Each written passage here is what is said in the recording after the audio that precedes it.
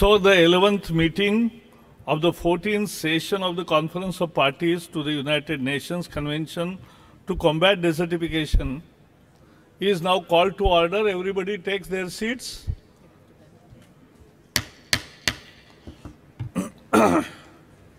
Excellencies, distinguished delegates, ladies and gentlemen, in accordance with the decision 35 COP13 and with the agenda of COP14 contained in document of ICCD COP14-1, 3 high-level roundtables were held on 9 September and 3 interactive dialogues were held on 10 September to discuss the topics listed under agenda item 5 entitled Special Segment. The topics considered were as follows: land, climate, and renewable energy. This was roundtable 1. Rural and urban communities failing and flourishing together, roundtable 2. Fostering a global movement for ecosystem restoration, roundtable 3. A value-based approach to land stewardship, interactive dialogue 1. Healthy land, healthy people, interactive dialogue 2. And boosting sustainable value chains for land-based business, interactive dialogue 3. Now, distinguished delegates, I'll seek your indulgence and permission to change the chronology little bit because our Minister of Agriculture, St. Louisa, has to leave the conference. And so, distinguished delegates, I would like to thank HE Mr. Ezekiel Joseph, Minister for Agriculture, Fisheries, Physical Planning, Natural Resources and Cooperative of St. Lucia, who moderated the interactive dialogue 1 on a value-based approach to land stewardship, and invite His Excellency to present the outcomes of the dialogue. Excellency, you have the floor.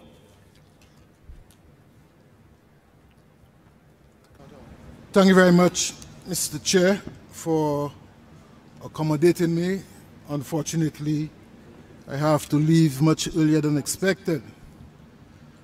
As you said, I had the responsibility to chair this dialogue, and I'm happy to give a summary of the outcome of that dialogue. By way of information, the panelists were Sahago, His Excellency Baba Mal, Her Excellency Hindu Oramo Ibrahim, and Father Joshram Isaac Kurtadam. The summary goes as follows. 1. With a rapid growing population expected to reach 9.7 billion by 2050, we must urgently grapple with the changing moral question of how to protect our increasingly finite natural capital in the face of the limitless human desire to expand and consume, which is putting immense pressure on global land resources. Humanity has a responsibility to find equitable solutions and adopt a value-based approach to land stewardship rooted in the respect of our precious natural capital. Number 2, outcome. Indigenous communities are the guardian of our global land resources, protecting 80% of biodiversity on Earth. It is crucial that the global community harness their invaluable knowledge and intuitive connection with nature if we are to stand a chance of arresting the degradation of our natural world.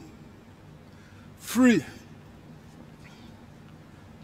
The moral imperative of championing a global restoration movement is not limited to government, business, or civil society alone. Culture plays a key vector in inspiring action and delivering the transformative message that resonates with people right across the globe. Urging a revolution in the way we manage our global land resource, Senegalese musician Baba Mal urged that we must all use our platform as a global citizen to raise our voices to tackle the emergence we are facing, recounting his own journey as a musician driven by the sense of deep personal responsibility. And 4, all world religions remind us of the scare text that land is holy. We must build a broader dialogue between people of all faiths and creed to inspire collective action in protecting our global land. Religion of the world are working hand in hand with the scientific community to impact change, and this will be ever more critical to create a harmonious future built on the strong foundation of a healthy land for all. Delegates noted that the type of session on a value-based approach to land stewardship is one that future conferences of the parties should evolve in future sessions. I want to say thank you very much for the opportunity, and I'm hoping that, Mr. Chair, that the recommendations coming out of that session will be duly noted and, of course, implemented. I want to, on behalf of all the delegates, say thank you for the opportunity. Thank you. Thank the moderator of Interactive Dialogue 1 for his summary and expectation that world has not only to note but implement the recommendations. So I thank you, Minister, very much. Distinguished delegates, I now invite, we go back to our original chronology of the agenda. Distinguished delegates, I now invite the chair of the Roundtable 1, His High Excellency Dr. Ralph Gonsalves, Prime Minister of St. Vincent and Grenadines, to present the summary of Roundtable 1. We have heard him yesterday with his passionate appeal to everybody, and which has reached correctly. So the floor is yours. Your Excellencies. Yes. This is the summary of Ministerial Roundtable 1 on land, climate change, and renewable energy. Land is fundamentally linked to both climate change, mitigation, and adaptation. It is also fundamental to the development of people and is particularly critical if we plan to mitigate the energy requirements of the poorest communities across the world.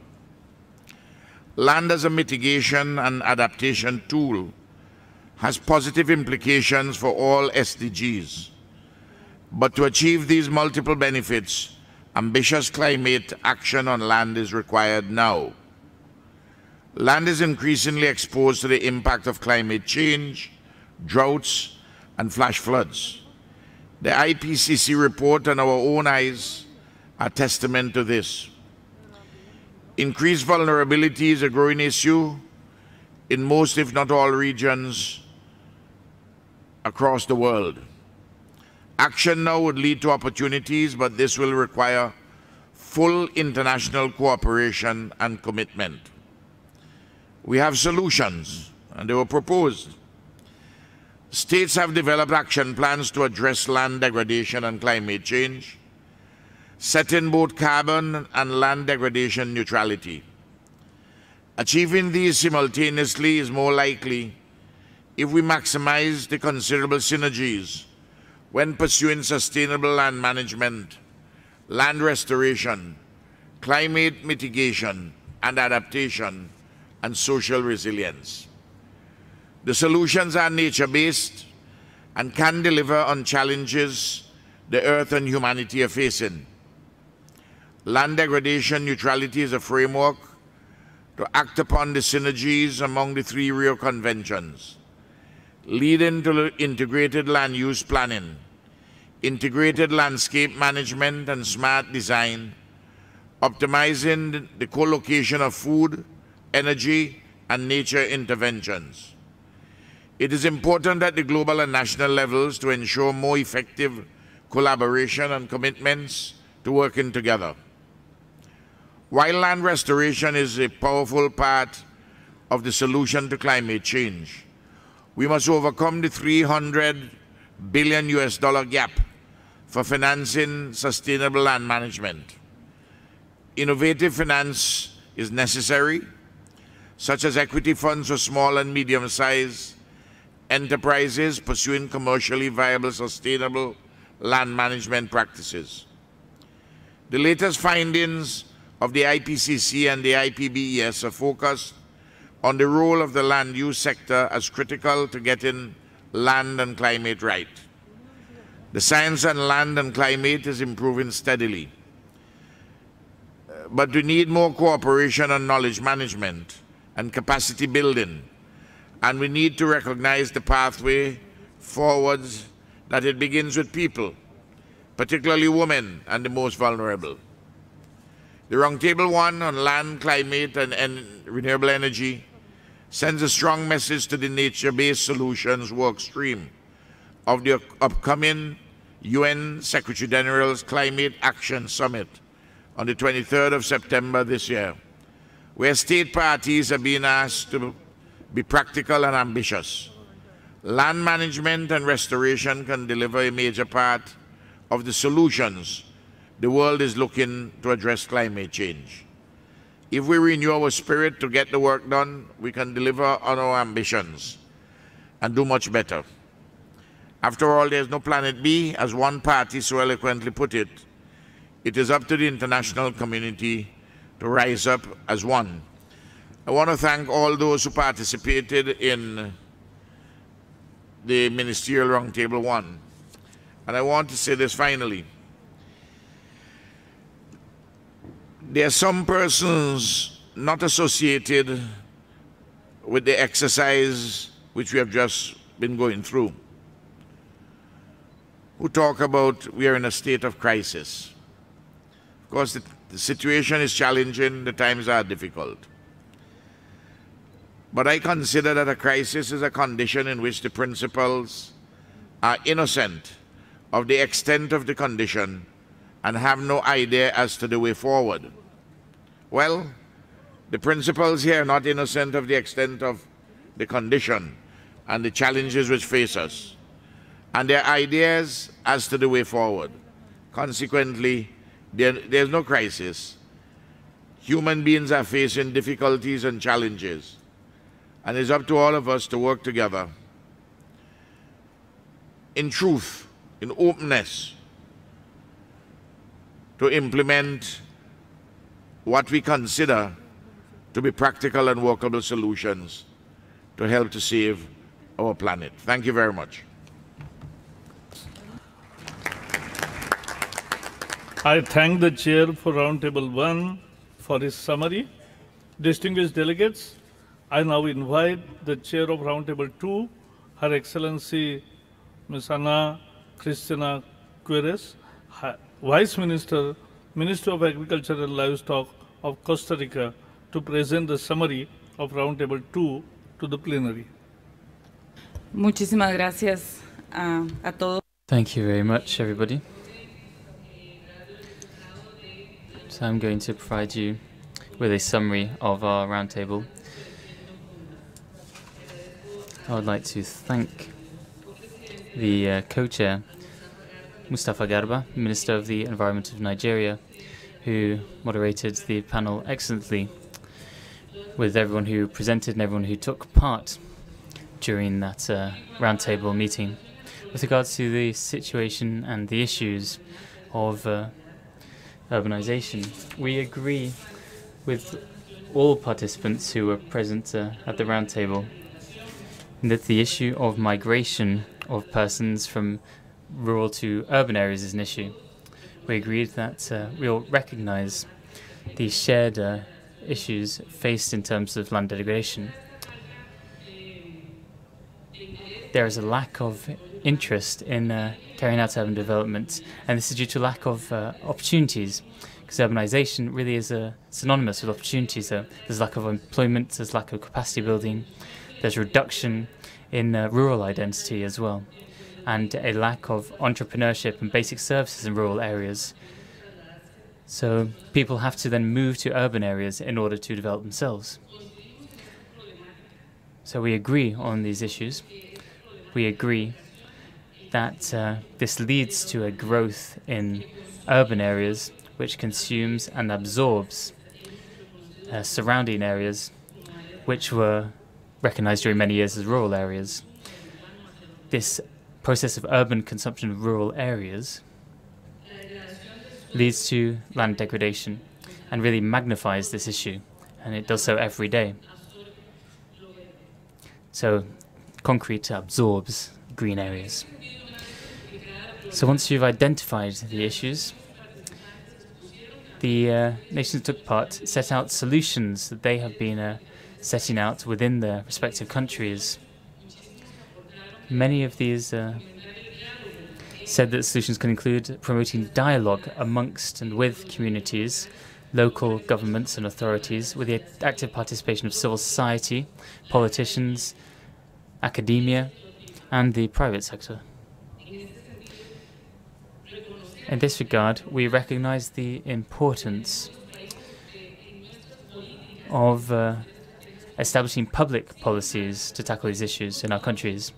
Nevertheless, on the panel, we all said that we need to have early victories, early tangible victories, which will enable us to provide opportunities to families within rural areas. And these rural areas are directly linked to agriculture as well. Therefore, we also agreed during our dialogue that we have to give greater attention to producing families, farming families, in order to incentivize young people to remain in rural areas. So how do we do this? By providing training and capacity building, by promoting agricultural, fisheries and sustainable fishery activities, and providing technology and innovation to young people in rural areas, bringing consumers closer to producers as well.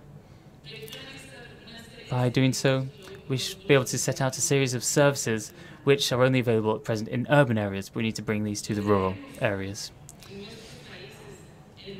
In our countries, we need to manage and conserve our soils and land, ensuring equitable distribution of land. One of the main issues identified during the dialogue related to land tenure.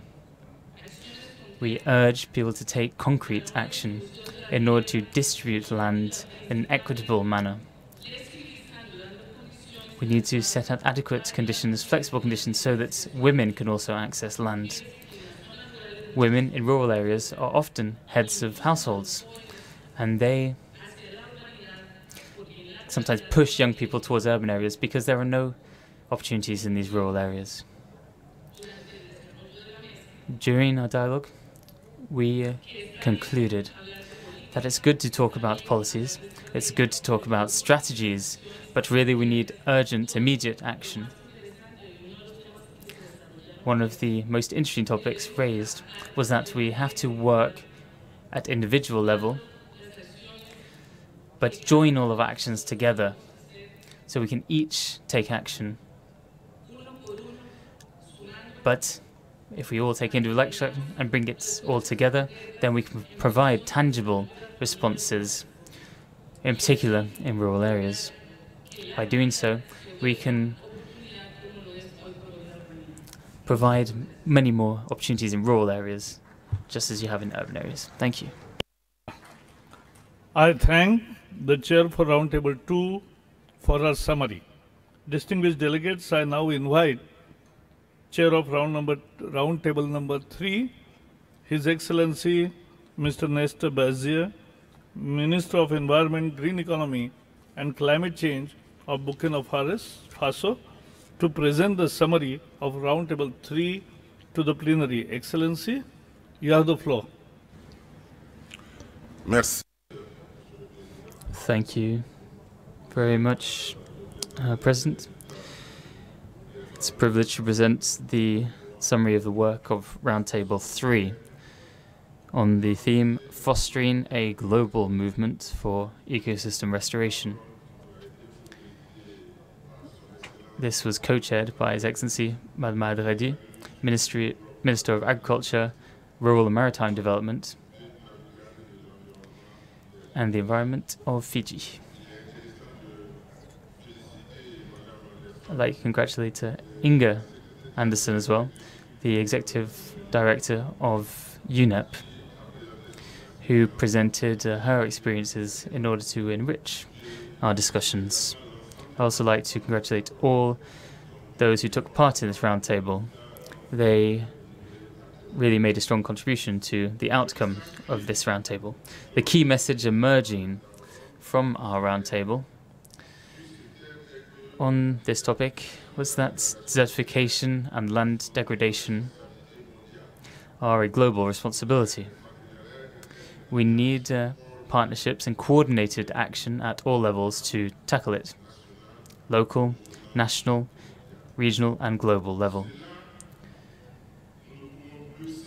To achieve this, we can no longer work in silos and separate environmental issues from social issues. Land degradation is particularly severe in arid areas and drylands, which has an effect on the economy and well-being of populations living in these areas. We should also keep in mind that knowledge, science and technology should guide policies and measures. We should share experiences and lessons learned from best practices. A holistic and comprehensive approach is the best way to obtain benefits while ensuring all ecosystem services are provided, and we need these to survive. Next, the parties should welcome the UN Decade on Ecosystem Restoration 2021-2030. Need to adopt a comprehensive and well-founded approach on restoring ecosystems based on scientific proof and traditional knowledge, which offer us hope and offer vulnerable communities hope. The participants in the roundtable believe that we all need to take action together, urgently. We need to go beyond words and really take action alongside the UN Decade on Ecosystem Restoration. To conclude, the Roundtable recommends that the only way of succeeding is to stepping up restoration activities to the level required to ensure that our shared household does not collapse. Thank you very much, Chair. I thank the chair of Roundtable 3 for his very sharp summary. Now we'll go back again to interactive dialogues. Interactive dialogue 1 is already done. I would also like I will now also like to thank His Excellency Mr. Denis Musuku Wanchiga, Minister for Water Development, Sanitation and Environmental Protection of Zambia, who moderated the interactive dialogue 2 on healthy land and healthy people, and invite His Excellency to present the outcomes of the dialogue. Excellency, you have the floor. Thank you, Mr. President. Mr. President, distinguished guests, I hereby wish to present the highlights of the outcomes of the high-level interactive dialogue on healthy land, healthy people, which I had the privilege to chair. Mr. President, Interactive Dialogue 2 on healthy land, healthy people provided a variety of perspectives on how land and human health can be integrated. The strengthening of a broader water and soil partnership at all levels was recommended. More than 200 participants, including ministers of countries from various regions and heads of UN agencies, civil society organizations, and several NGOs and civil society organizations participated. The key message is that humans should be at the center of concerns to combat desertification and to mitigate the effects of drought as highlighted in the UNCCD 2018 to 2030 strategic framework. Mr. President, many speakers agreed that women empowerment is a prerequisite for sustainable development as well as for the healthy land, healthy people agenda. The vulnerability of our water, demand and supply systems affect the health of land, and that women suffer the most due to poor governance. Soil pollution also seriously impacts on food quality, security, human and ecosystem health. This interactive dialogue session, Mr. President, provided critical insights and policy direction as to how to effectively proceed on land-related human health issues, including land degradation and ecosystem health. The session demonstrated that UNCCD parties are united in a common goal to guarantee healthy and productive land for human health. Mr. President, the session also called upon all that now is the time to plan for the future. Mr. President, I thank you for the opportunity to chair that session, and also wish to thank all who participated in the dialogue. Thank you. I thank the moderator of Interactive Dialogue 2 for his summary, and I would also like to thank Her Excellency Honorable Mrs. Patricia Appice, Deputy Minister of Environment, Science, Technology and Innovation of Ghana, who moderated the dialogue on boosting sustainable value chains for land-based businesses. And I invite Her Excellency to present the outcome of the dialogue. Excellency, you have the floor.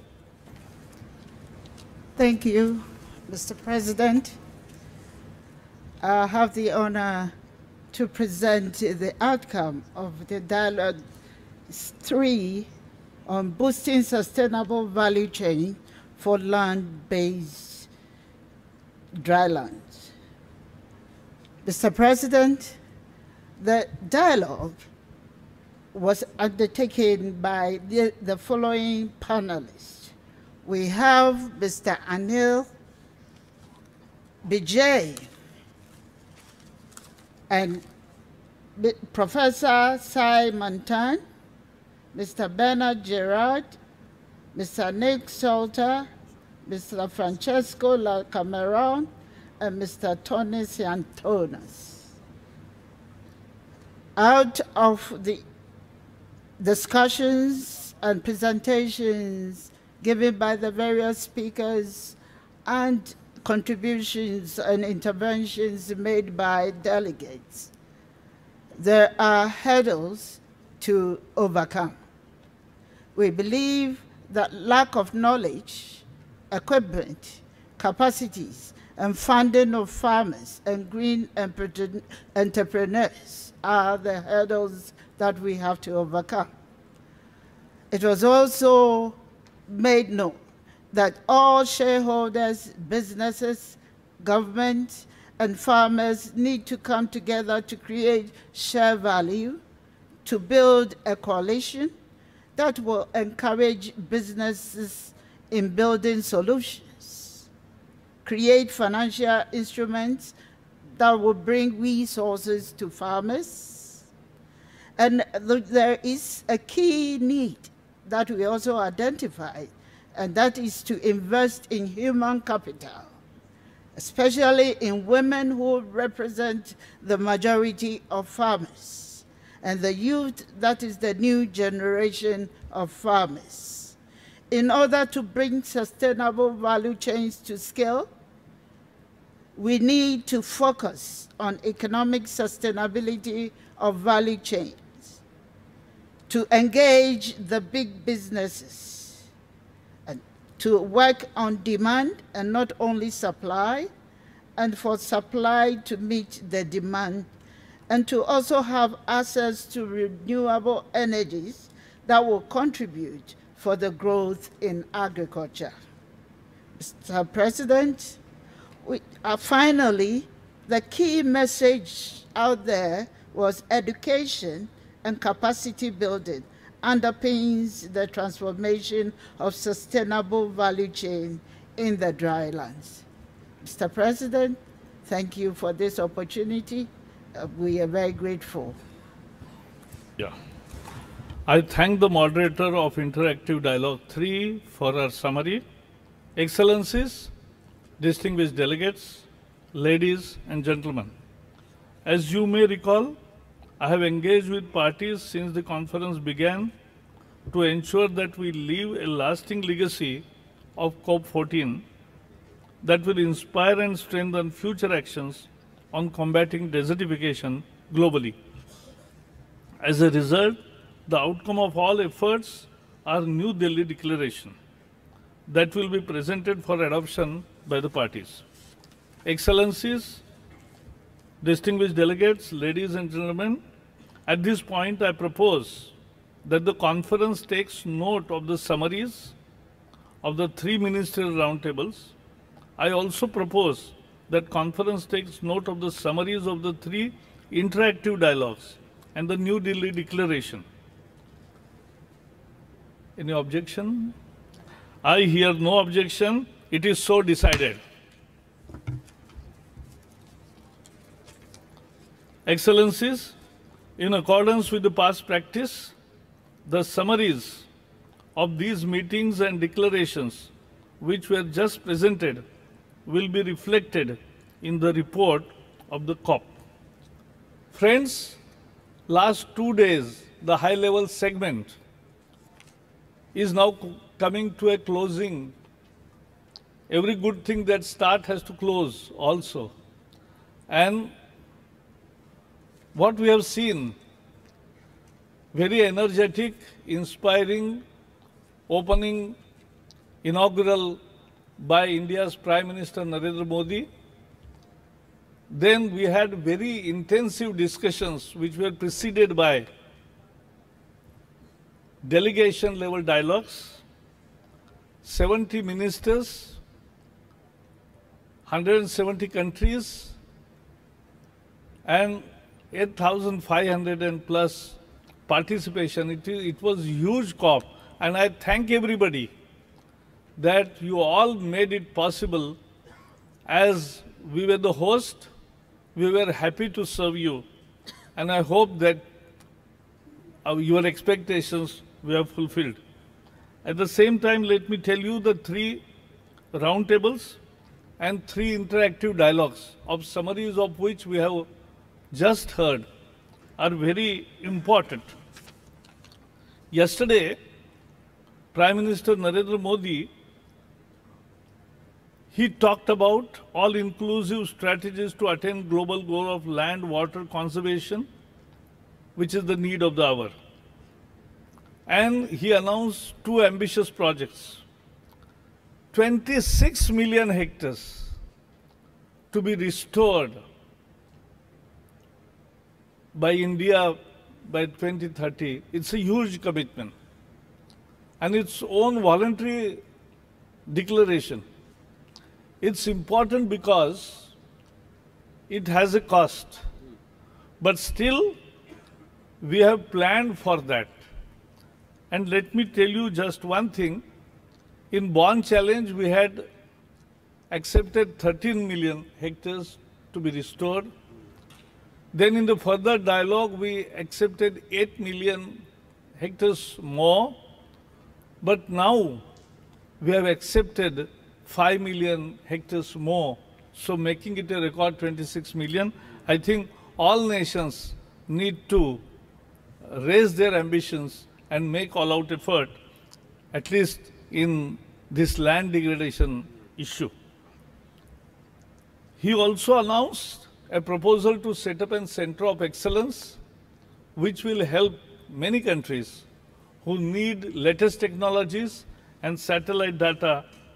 And also he made an announcement, an appeal to eradicate or to say no to single-use plastic. I am really happy with not the whole Secretariat, but Executive Secretary Ibrahim Chu. He is such a nice person. I can describe him only one way, that he is a good human being, a good soul. And therefore, you are a good friend also. And will always remember and will always remain like so. So this is his sustained efforts and his team's efforts have made this conference very important.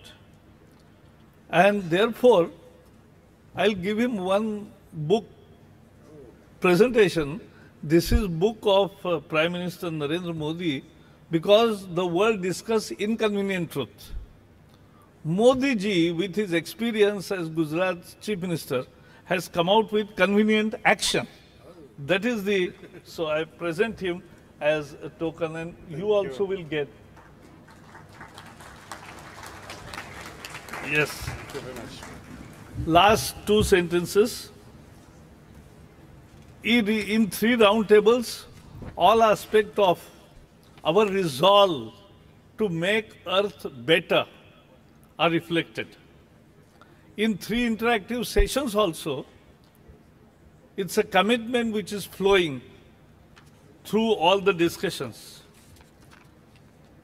And therefore, I believe I take this opportunity to congratulate world leaders and everyone gathered here today for contributing to New Delhi Declaration, which will be adopted on 13th September, day after tomorrow. On behalf of the host country and as COP President, we promise our unwavering support, enhance our determination, and move towards a real outcome on the ground. Our work is, but let me, before I conclude, yesterday's cultural evening was also a fantastic experience because of his presentation, because of his quality, but because of its message. Baba Mal's commitment to the land degradation and other issues, and the land anthem which was presented was really good. And Richard Case also presented, he said that in 2015, he was a great musician otherwise also, but when he met Prime Minister Narendra Modi, he decided to devote all his energies in art for protection of nature, and that's a larger cause. And the Indian troupe which performed also gave the facets of Indian dances. So it was enriching conference. And therefore, I can say we have done one conference, but our work is not yet complete. This is just the beginning of the journey we have committed to embark upon the saving of Mother Earth. Thank you.